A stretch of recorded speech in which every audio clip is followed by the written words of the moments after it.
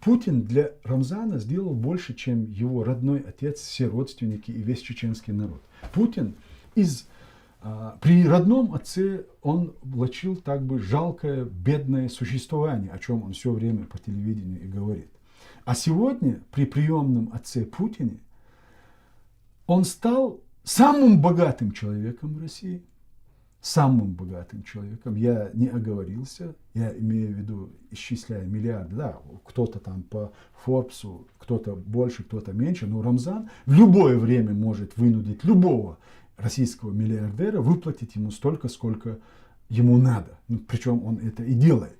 И когда он клянется, что те замки, которые он построил, они построены не на бюджетные деньги, он прав, он совершенно прав, он не врет. Он эти деньги забирает у них. И самое главное, конечно, он стал самым влиятельным человеком в России. Без преувеличения, самым влиятельным человеком. И поэтому, как вы думаете, когда-либо Рамзан захочет отказаться от этих двух привилегий? Конечно, нет. И поэтому вот эти две привилегии, которые он имеет, они напрямую зависят от бытности Путина президентом. И поэтому я говорю о президенте, о Путине как о президенте. И он будет держаться за Путина, пока он президент. И он будет делать все, чтобы Путин был президентом. Поэтому вот эта связка, она очень прочная, очень сильная.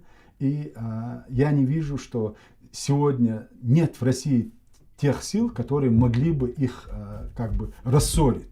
А вот эти жалкие поползновения на Кадырова, это говорит больше о их слабости и несостоятельности. Но если бы они хотели бы бороться с режимом, то они говорили бы не о Кадырове, а говорили бы о Путине, который создал этого Кадырова. Они это не могут сделать, потому что Путин не один его создавал, а вместе с ними.